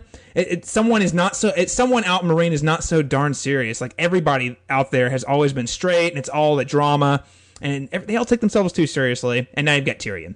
Tyrion puts together a plan to go and hunt Daenerys, only for them to tell him that he cannot go. I would say there were shots fired in between these trio. They basically call him on being a dwarf. You missed a good scrap. None of that matters now. The longer we sit here bantering, the longer Daenerys is out there in the wilderness. He's right. The dragon headed north. If we're going to find her, that's where we'll have to go. We? You're a Lannister. The Queen intends to remove your family from power. And I intend to help her do it. You've been here for how many days now? I fought for her for years. Since she was little more than a child. You betrayed her. Careful now. And she exiled you twice, I believe. The second time, thanks to you. Don't blame me for your crimes, Mormont. He's right. Our queen exiled Jorah, and he's right. Jorah saved her life. Perhaps she feels differently about him now. Perhaps not. The only way we'll know is if we ask her. Fine. I suppose he can join us, just as long as he promises not to kill me in my sleep. If I ever kill you, your eyes will be wide open. Forgive me, but why would we bring you? Yeah, I think that the implications of this, I think it is kind of hinting at something pretty fun. The idea that, Tyrion is now going to be responsible for actually ruling over this whole kingdom. And even though, as Varys pointed out, he has some experience in this field, I think he's going to find it to be a much different animal. And, it's again going to be a position where he isn't going to be reaping the benefits or the glory because obviously, Grey Worm is going to be it's going to be the figurehead. People will think of him as, the real ruler, even though Tyrion, once again, is going to probably prove that he's more adept and worthy to be a leader than most of the other characters on this show. Maybe even than Daenerys. He's the perfect hand of the king. In this case, he's going to play Karl Rove to Obama, because, Grey Worm's kind of like Obama, and except for without the brains, and, he's all kind of Karl Rove. In the background, mastermind in the shadows, pulling the strings. Although he's probably a lot less interested in. He's a lot less corrupt than his counterpart. But you get the idea. You know what I mean? The player in the shadows, the guy who kind of hides, no one ever sees the work he's doing, but he's really the one pulling all the strings. Right. Which is really great. I mean, and on top of that, we see Varys show back up, and it's like, oh, boom! Varys and Tyrion are going to team up and rule from behind the scenes of, like you said, a figurehead, while these other two guys are out playing, trying to out macho each other, looking for Daenerys. Last season, we ended with the most epic romantic road trip ever between Varys and Tyrion. And this season, we're ending with the two moving in together into an apartment together in Marine, where they're going to rule the world. That'll be a blast. I think that admittedly, there was a decent chance that storyline was going to grow stale without Tyrion around. There hadn't probably been a whole lot of movement in the Marine storyline because, honestly, the Sons of the Harpy storyline is only so interesting to me. So I think that having that character there really brings the dynamic up a lot. What I'm less psyched about is where Daenerys' storyline actually left off. What did you guys make of that? So she ends up back with the Dothraki. We don't know if they look at her as a friend or a foe. I mean, what do you guys make of that at all? I'm fairly frustrated with where she's at right now. I feel like, while I don't know if they're going to be friend or foe, she started back in season 1 with the Dothraki, and now she's back with them. And I just feel like she hasn't gotten it. I mean, yes, her character has changed, but like physically, she's in the same spot that she was in the first spot, except for she just has a little bit of a different mentality now, which could change things, I guess. But I just feel like this storyline is just, I'm ready to see her get to Westeros, basically. And I feel like this is almost a step backwards. So that, in that sense, I'm frustrated that she's with them again. What if she can win, especially now with her new leadership skills, which, I mean, despite the fact that I complain about her decisions as a leader, I think she's definitely got a lot more confidence now, undoubtedly. And she does have a little more experience. And if you get Tyrion into the mix there, because we don't know if he's going to play into that at all, I mean, they could persuade the Dothraki to join her army. And I don't know about you guys. I think there was a reason they showed us how many of those horses there were. They wanted us to understand that this is a big effing army in a way that we did not see in season 1. Well, yeah, I think it could be really cool to have them join the that army. I will say that I absolutely agree that it feels like something of a step backwards. I'm afraid that we're retreading storylines now. And because, I would almost rather her have encountered... I actually would definitely rather her have encountered a group of people that we hadn't already met who maybe had, similar sort of like military acumen or numbers or, a bunch of skilled warriors or something like that without it having to be the Dothraki, because unless that's going to do something significant for her character, or unless, like you said, it's going to end up being like a necessity for her to have that kind of manpower moving forward, I don't know. I don't know yet about that decision. I hope it pays off, but I wasn't sure about it. I didn't even consider that for some reason, that maybe she uses the Dothraki as an army. I don't know why that never even crossed my mind. If that's the case, I'm actually really excited. I was trying to figure out what's the point of all this. I mean, her position is definitely a lot different than it was when she was with them before. She has dragons that are fully grown and can potentially are willing to work with her. She presumably has more skills as far as leadership goes. Ultimately, I think she's going to have a really hard time with the Dothraki just in general. but I feel like that's probably where the plot's going at this point. She still needs an army. The Unsullied have definitely demonstrated how poorly they fight now for some reason. I don't know. They all went like their brains melted or something. So having the Dothraki are definitely going to be key to her taking Westeros. I don't know that they're going to be willing to help her, though. I don't think there's any question that they're going to be friend, actually. And here's why. Because, first of all, the fact that there were that many there in this random open field in the middle of nowhere says to me that they were over there for a reason. You know, why would they be over there? They see this huge dragon flying over, and they see someone riding on it. Now, to the Dothraki, like, I know horses is a big deal to them, and like the horse is their god or whatever, and people riding on a horse, if you fall off a horse, it's, you know, a terrible thing and things like that. So the fact that she's riding a dragon, I think to them might be like I don't know this for sure. This is just like a theory I have. They see that as a huge deal that she's riding on this dragon, and so I think that they were all out there looking for her, because the fact that there were that many out there in this just random field is suspicious to me. So I think that they may have been looking for her.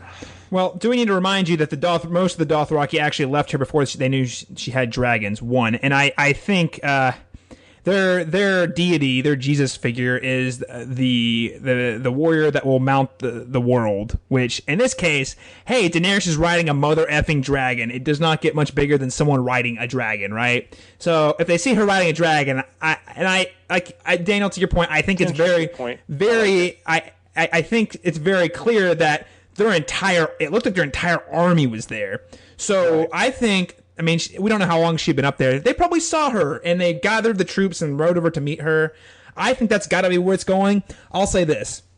If I have to sit through more than 2 episodes of her trying to win anyone else over, I'm done. Thank you. I am. If they join her team because of the reason I just gave you, and I think that would still be very plausible and would be totally justified in what we know so far. That's great. But I swear to God, if we have to sit through another season of her trying to win over the Khalasar or whatever to her cause, I am going to rage. Because here's the thing, Ben. I don't think it's retreading storyline unless it does that. If it does that, then we are literally back in season 1. If it doesn't, though, then it would go along with what I think is going on, is that she now has all the tools that she needs to actually, aside from some boats, she pretty much has everything she needs to lead except an army. She's got an advisor, she's got a military strategist, she's got what she needs. And I think, despite the fact that she may not always make the best decision, we see that she is capable of actually making the hard decisions, whether it turns out right or wrong for her. So if that's the case, and we take an episode or 2 for her to just, you know, get them whatever, that's fine. But if it's season 6, if the whole season arc for her is trying to convince someone else that she's worthy, I'm going to be pretty upset. I mean, if this show is supposed to end in 7 seasons, let's see some real movement on her next year. Seriously. Yeah, I mean, that's if this show is supposed to end in 7 seasons, she needs to be in Westeros by the end of next season. Yeah, pretty much. And then season 7 is in Westeros. If she ever goes to Westeros, she's going to go to Westeros. She has to go to Westeros, or her whole story is pointless. Yeah, exactly. That's how I would feel about it. Maybe the fight comes to her. No, she's going to Westeros. Maybe the White Walkers are suddenly not scared of 10 inches of water. Well, that's how it's going to end. It has to go. She has to go to, for her story to mean anything, in my opinion. Like her entire story, her whole reason for being on the show. If she has to go to Westeros and like. What if everyone makes an exodus to Essos from Westeros? They abandon it. That's not going to happen. You don't think it'd be good for her to like build an empire where she started and everyone comes there? I'm not saying it wouldn't be smart, but that's not what's going to happen. That would be like the show building up a character for 5 seasons with this great alluring mystery, and they kill them off before they ever solve the question. Caleb, it got awful salty in here. I don't know. There's an awful lot of salt in the air. Before we get to the final moment of the episode, we do need to talk about Jon's exchange with Sam. And Austin, this is a great moment. This is a shining Sam moment. I thought you'd appreciate this because Jon basically he goes away.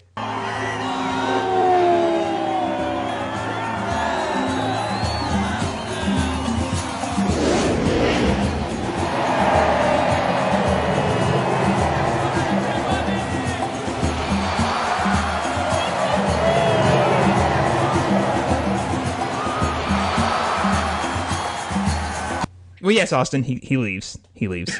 Thank God he goes away.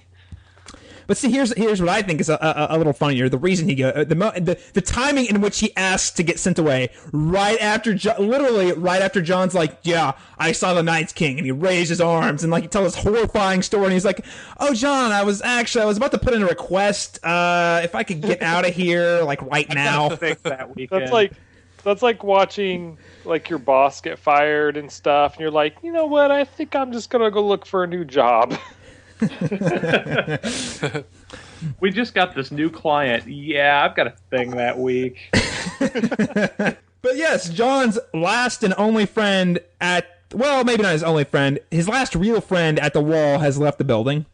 Ed is still there. And I really wish Ed would have stepped up his game and said something like, holy shit, we just saw the Night's King. Why did no one say that to, the other members of the Night's Watch before they killed Jon? I don't know. That was my only minor complaint, and I don't really know what the timing of it all works out, but you would think he would have told them the horrifying story that might have changed their perspective a little bit, maybe. And I want to say kudos to the show for the misdirection with Benjen Stark in the teaser. I totally bought whole hog into it.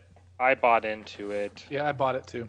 Me too. And the funny thing was it got leaked early, so I watched it. I was like, oh my gosh, Benjen Stark hasn't returned in the books. We don't know what happened to him. So I was freaking out. I was like, oh, we're gonna see something big. And we saw something big, all right. And Ollie runs in there, and then one by one, just stab him in the chest. Just stab him in the chest. Stab for the watch, right? And man, this was unbearable, guys.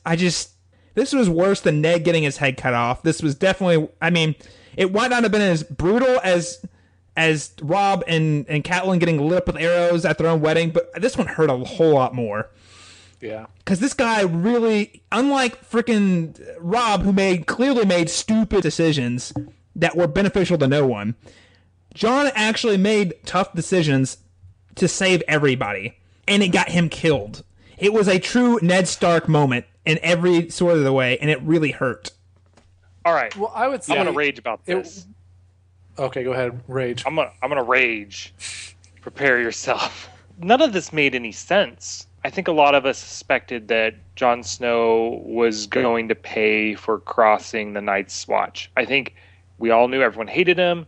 We had been saying for weeks that they're gonna it's gonna be mutiny. He's gonna lose. Being Lord Commander, Ollie's clearly got it out for him, all this stuff.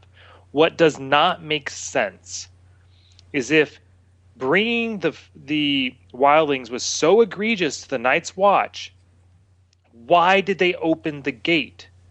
No, it makes no sense. You could have just let them freeze to death on the other side of the wall, and Jon Snow would have died, the wildlings would have died, everyone would have died. Why did Alistair Thorne open the gate?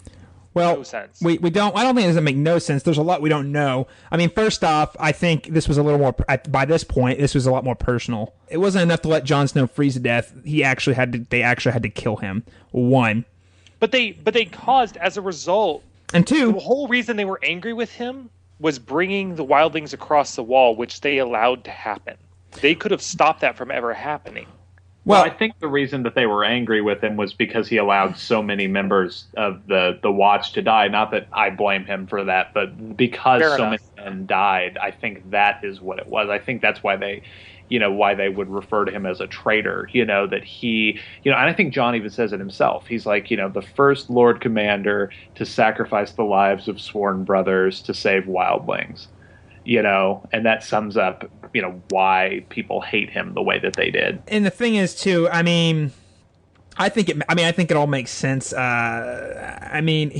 was so caught up in the big picture of trying to save the world that he overlooked the details. He never really gave good explanations he never tried to reason to his men the way they needed to be reasoned with and to understand the implications of what was going on. At least not that we saw. But if you go back and look at his actions, even killing Jaino Slint, while he had grounds to do that, that was still, he executed a man of the Night's Watch when he would let the wildlings live. It just doesn't make sense to most of those guys. And these aren't honorable people. I think we often forget that. Yeah, they're the Night's Watch, but they're mostly rapists and murderers, Right. That's true. A lot of them are, I'd actually say probably a vast majority of them are not really there by choice. Right. Mm-hmm. Well, and they're out for blood too. Yeah, we're gonna backstab someone we don't like. Cool deal. Let's do it. I mean, I guess we've seen it before at Craster's Keep, for example. Oh yeah, yeah, and I mean, I think Alistair Thorne is an honorable man. I think Ollie's a child, and I don't. From what it appeared like, honestly, the Night's Watchman who killed him actually seemed like the leadership involved for the most part. So, I mean, I think that was intentional. But yeah, no, the Night's Watch is definitely not made up of good people who are trying to look out for the greater good. They are out for themselves. And even when you're like Alistair Thorne, I mean, he's fought his entire life against the wildlings, and all of a sudden he has to change that overnight, his perspective overnight, and he's actually never seen any of the White Walkers. To add insult to injury, we have Jon being killed by a child. Yes. Like that's that, as though the moment wasn't horrific enough, that adds just like another undercurrent of, horror to it. Yeah. Well, and here's the thing. I totally didn't see it last season, of course. Head Nod Nolly was a sweet old boy. Just lost his parents. But this, I did not see the turn on him. I think it was like the second or third episode when you saw him get upset with the wildlings. I knew instantly. I was like, holy crap. I actually thought he was going to be the first one to do it. I'm not going to lie.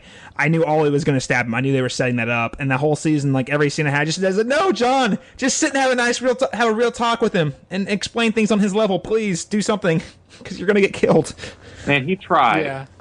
He did try. He just didn't understand. He did not understand where Ollie was coming from. He couldn't. Yeah. Now, I want to get. What was your initial reaction to this? Jon Snow died. I mean, obviously it's horrific and upset. I mean, like, how did you feel though? For reasons that we can talk about later, it was a rough scene. But I just, because of how many, I absolutely 100% bought into it, and I don't now because I've discussed this with people and I've heard some of the theories, and they all make really, really good sense. But in that moment, 100% were like, no, they can't do this to me. This makes no sense. We said last week, Caleb, you led me into this. This is your fault. We talked about untouchable characters. I mean, I think we all know in the back of our mind anyone's fair game in Game of Thrones. We've learned that. But you still hold out that hope that there's some characters, are far too important right now to the story. You can't just kill them because it would cause the story to stop moving. But they did it. They killed him. And whether or not he stays dead is up for debate, but he is definitely dead. And the show did work very hard to make it seem that way. And I did discuss this with another person who read. The information I have from reading the books, it's not necessarily spoilers because the plot hasn't gone any further than this, but there was definitely a lot of information that I had now, and after I read, reading it, and I was like, well, he's not. We'll talk about specifics, but I was pretty certain that he's not totally out of the picture yet. But I would say the way the show has played this all out, if I was an average viewer, I would be pretty convinced that he was done for. Right. And I mean, you talked about the books, and I don't know how much we want to talk about it, but the book ends maybe 4 seconds earlier. Like he gets stabbed a couple times, and then he says one word, and then the scene ends. It doesn't say he falls and he dies. It doesn't say he falls or he dies or whatever. He says a word, and then I don't know if you want to talk about the word because that could be spoilery, but and then that's where the book ends on his storyline. So it maybe ends 3 seconds earlier. That's the difference in the book. So I would say it's slightly more ambiguous in the book, but it seems pretty likely that he's gone in the books as well. If Jon Snow was really honest to God dead, would this be a deal breaker for you on the show? Would you actually be so upset about you quit watching the show? I was more upset about Oberyn. I mean, that might sound like a joke, but that's the truth. I was more upset about Oberyn. I believe you. I believe you. Boston, I buy the Oberyn anger. Yeah. I would not. However, if he's truly gone, I think that I would have some issues with the way they wrote his character. But I would not stop watching the show or reading the books. Okay. I think we've talked about this in past episodes. Jon's never been one of my favorite characters. I actually probably won't miss him that much if he is gone. Okay, cool. All right, gotcha. Yeah, and we have talked at length about him. This would be a deal breaker for me for a lot of reasons. I mean, we even joked about it earlier in the discussion. I would probably still keep. I'd still keep watching. But I would carry some real anger at the show. Sure, but you would be so curious as to how they were going to play it out. Right. No, that's what I'm saying. I keep watching, so I don't know if it's necessarily a deal breaker, but I would have some very extreme criticisms against the show if he was actually a bit the bullet here, and this is the end. Which we're going to get into in just a moment for reasons we're going to get into in just a moment. He's not necessarily my favorite. He's probably top 5 favorite characters, but he's not necessarily my favorite character. This show needs anchors. The plot needs anchors, and I'm not saying. And we all thought Ned Stark was the anchor initially, and I'm not saying it's okay to kill anchors, but at this point in the show, there is not. We need a Jon Snow. The story needs a more traditional noble character to have something to hold on to. Daenerys would be one of those as well. And she's not one of my favorite characters, but I think the role she serves in the story is extremely crucial. And the same with Jon, and a couple of other characters where if they were to die, like you said, that the show would break. It would stop moving. And I would be upset. Not even because oh my gosh, my favorite character died, but it would be more or less that I feel like the show broke itself on a narrative level, and it's not. I know it's quote unquote happened before, but I think in this particular case there are no other characters like him. Jon is another Ned Stark, and Ned Stark we also had a Robb Stark. Jon is the last character like that we have left. So, and I think this show, to do what it's setting out to do, you need that until the end at least. We've talked about how it might compare to like Robb or Ned's. I think it is very different because looking back at Ned's storyline, maybe in the moment you didn't see it, but looking back, it's very obvious that that's where his storyline is heading. Looking at Robb's, going back at it, it's very obvious that's where his storyline is headed. Maybe looking back at Jon's later on the road, it'll seem like that, but especially this season, they did so many things involving like the whole theory about who his mother is and things like that. They've set that up this season and in the show, and they've done things like that where it just seems like his storyline still has somewhere to go. I don't feel like his storyline has resolved yet. The other two, I felt like with Robb and Ned, that was a common sense, like that's where their story resolved, but his story does not seem like it's over yet. Right. I mean, in the moment you freak out about it because you're like, why would this ever happen? But in retrospect, you're like, okay, well that's naturally where the story would go. I don't feel like Jon is there. Jon is not there. He is, and that's why I'm saying I would be upset. Yeah. If this was the case, which leads us straight to crazy speculation corner. I've got webs on my walls, guys. They're spread out everywhere, sheets of paper, pens, because I've learned well. I have been sitting on this information for almost 2 years now, and actually, right at about 2 years now. So I've had nothing but time.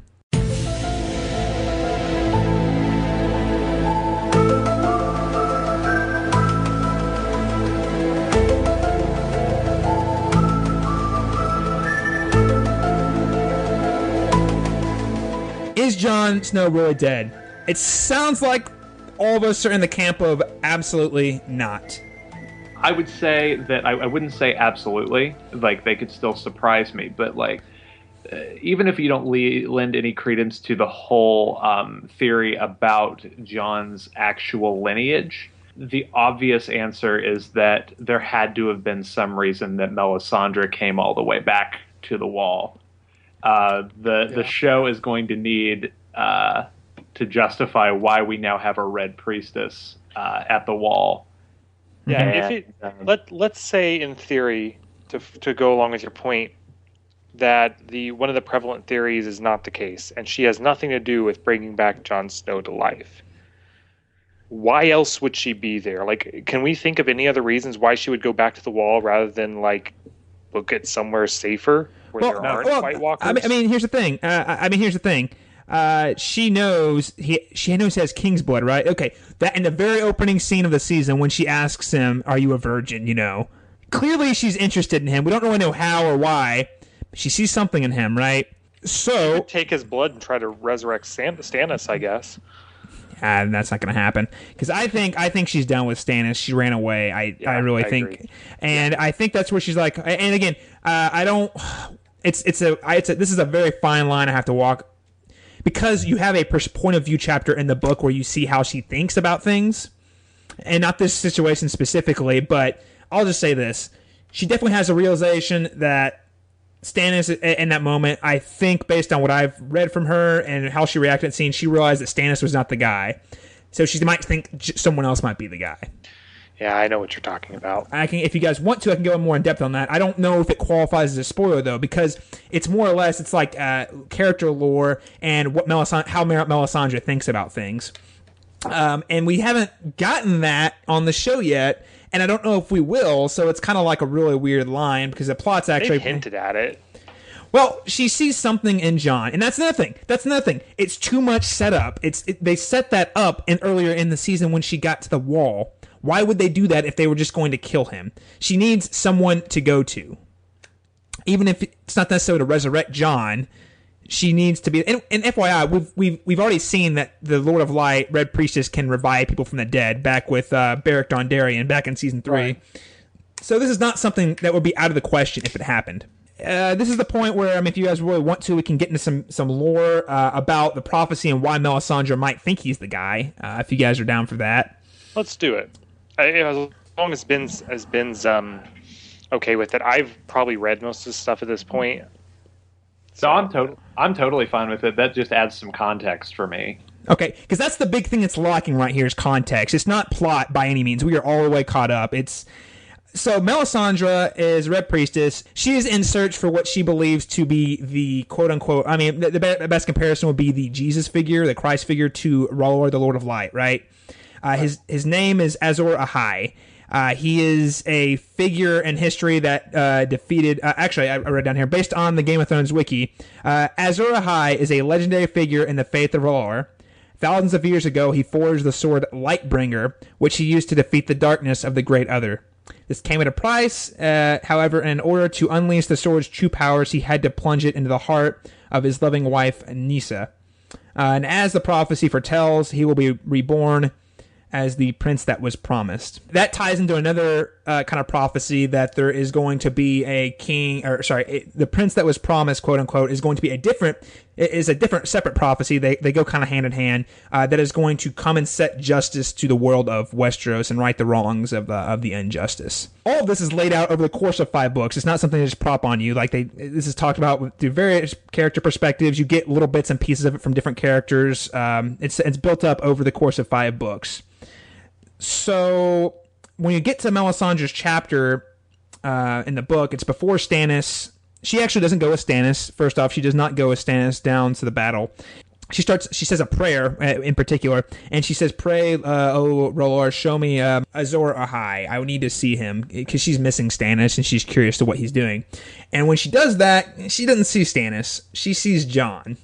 Now, it's not made very clear whether and then she tries to brush it off. She's like, why does Jon Snow keep popping up in my visions? And it drives her kind of crazy. So it's not clear whether she draws that connection at that point, if she's drawn that connection yet, but it definitely sets up for the idea that Jon's the guy. And I think this would also tie in this Azor Ahai prophecy would tie in very, very well to our previous prediction that he is a Targaryen, because it would make sense, this guy, son of the Lord of Light, be from fire, right? Born of ice and fire, would make sense. The two theories would kind of coincide. And to go off of that, it's a little bit. I'm pulling a little bit more from the show to go into that. But however, back in season 1, we saw Targaryen Daenerys be burned, and she lived through the fire. I'm assuming they're going to burn Jon Snow because if they don't, he comes back to life as a white. So maybe there will be an element of magic when he gets burned, burned in his death. That was kind of my thinking too. Yeah. So if Jon indeed was a Targaryen, he would have to have the quote unquote the blood of the dragon in order for that to have any sort of like a resurrective quality. Right. I will say, going off your description of the prophecy, I thought that description that you read off the wiki was really interesting in terms of symbolism, because it talks about how, this figure that is discussed in the prophecy used his sword to defeat the Great Other, and it made me think of the sort of focus on how Jon's sword was the one that was able to actually defeat the White Walkers. Right. Yep. I think that's an interesting bit of that's an interesting parallel if that turns out to be something that has some merit to it, like that we already have that imagery of him as the one who can actually, slay these creatures. And if I'm right, I mean, are the White Walkers just called others in the books? Yeah, they've got a bunch of names. We call them the White Walkers on the show. They're actually only called White Walkers a couple times in the books. They're really referred to as the others, though. Yeah. And then there's the Great Other, which is the enemy of R'hllor, the Lord of Light, who Melisandre is terrified of, FYI. Oh, yeah, the Great Other, she refers to him as the Great Other. He's the arch nemesis, basically, of R'hllor, the Lord of Light. Is he the dude in the tree? We don't know. Oh, okay. He could be. That's why it's Bran's storyline is particularly interesting because it's like, well, where does he fit in? Is he serving the Lord of Light? Is he following R'hllor? Like, what is he gonna do? I mean, there's so much potential there. Because I would argue that Bran's storyline could potentially be the most important storyline. He could become the most important character, and yet we didn't get a bit of him this season. Oh, totally. We'll see him show up next season. I imagine that it'll probably be pretty meaty, which is awesome. I want that to have led to something because he kind of had a storyline that was. I think he is the most important storyline, and that's the reason we didn't get him this season. Is because they had moved forward so much with him. They're like, well, he's super key to the end of all this. We can't disclose too much yet. And I think that that's it too. And because I also think that I think they wanted us to see the Knights. I think they wanted us to see Hardhome before we saw whatever the heck Bran's up to.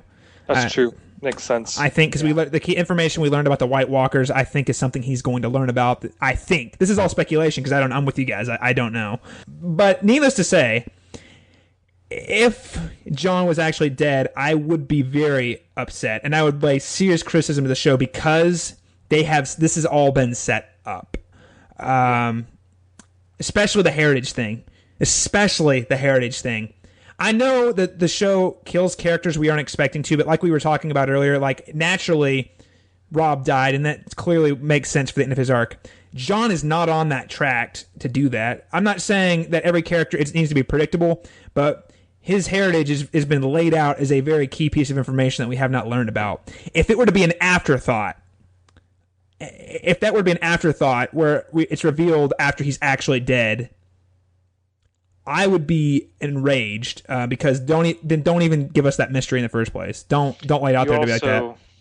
This show is very, very heavy on foreshadowing, usually very subtly, but you have Sam earlier in the season saying, I followed Jon Snow for a long time, and he always comes back.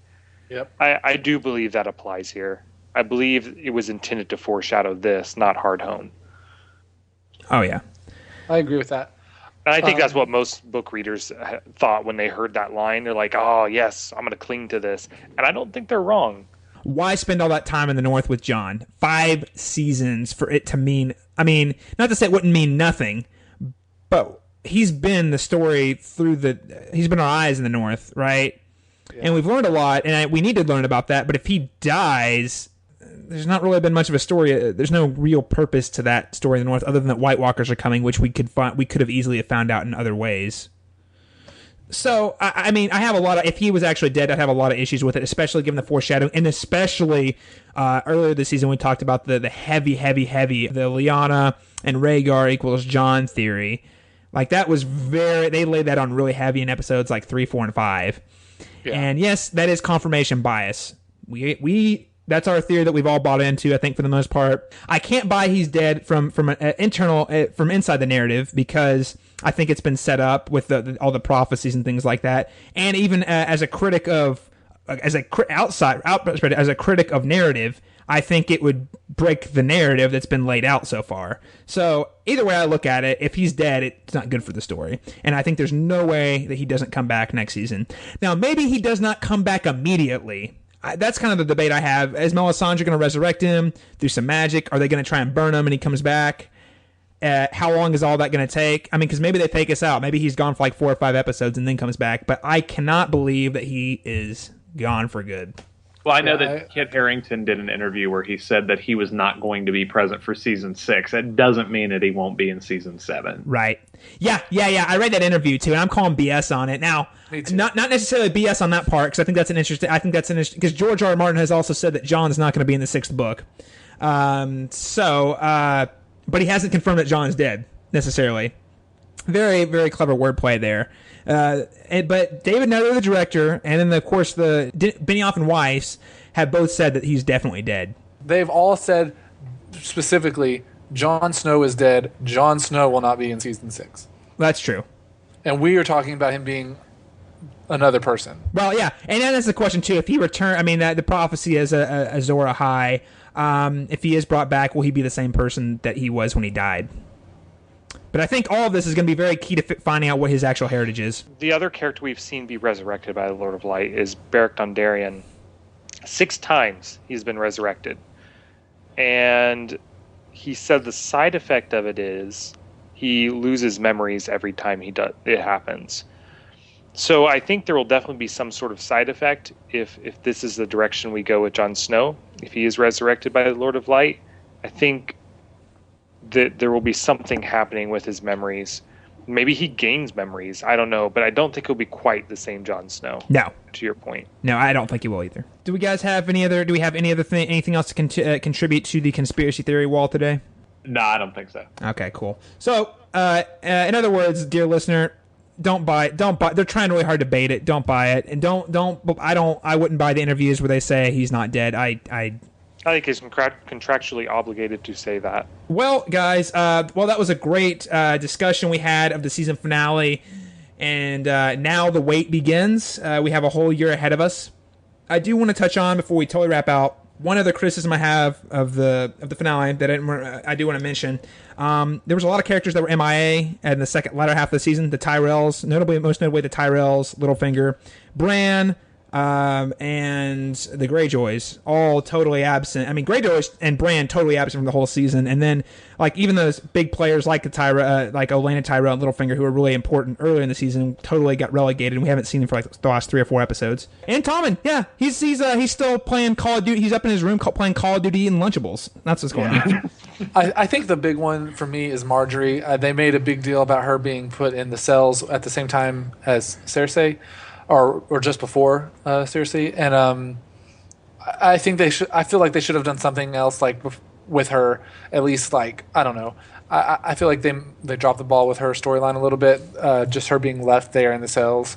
For all we know, did she get out before? Is she still there? I don't know. I think that was the big one for me. It's been fun. Thank you so much. Thank you so much for Ben coming on this week. It's been a blast having you back on. Yeah, absolutely, man. We want to hear what you guys think out there, dear listeners. What do you think about all our theories, all between Ben, Austin, Daniel, and I? Are we right? Are we wrong? Feel free to post on our Facebook page. I know we did get a couple responses. I did pose the question. One of our posts this week, is Jon really dead? And I got a couple of notifications. One of our listeners, Ed and Mandy, who said, yes, awfully convenient that Melisandre would in fact be at the wall at the same time. So we love hearing you guys' feedback. What do you guys think about our theory about him maybe being part of a larger prophecy? Feel free to comment in the lovely comments below right here at WeGotThisCovered.com. And of course, you can always find us on Facebook.com/CastBeyondTheWall. Or on Twitter at cast_beyond_GOT. And of course, I want to remind everybody, especially with the season going out, we've only got 1 episode left to record. Make sure to subscribe on iTunes. That way you can keep up with us. And when we come back around next year, or if we do any bonus content on the off season, you can kind of keep up with us, and it'll automatically download right to your lovely phone, computer, or iPad. We'd love to keep up with you guys, and make sure to go ahead and hit that big subscribe button, and feel free to give us a rating. We don't have anything to pre-cap this week, but I do want to let our listeners out there, fans of Cast Beyond the Wall, out there know that if you are also a fan of True Detective, that I will be returning to WeGotThisCovered.com to host a show called The Cast Beyond Carcosa, where I do an analytical breakdown episode by episode of the new season of True Detective. And you know what's lovely about True Detective is, even if you haven't seen season 1, you can watch season 2, because it's all very standalone. We're going to have a lot of the same fun pop culture filled kind of discussion. And actually, we're probably going to be spouting off a lot of philosophy in there too, knowing True Detective. And I'm very excited. The show is going to be co-hosted by regular reoccurring guest host Dalton Stewart from the Good Trash Genre Cast, and hopefully we can get some of these other folks, my lovely other friends here on the Cast Beyond the Wall, to make a guest hosting slot. I think that about wraps our show. Make sure to stay tuned, though. We are going to do one final Season 5 wrap-up this season. We will be back next week, so please make sure to go ahead and keep up with us so we can go beyond the wall one more time.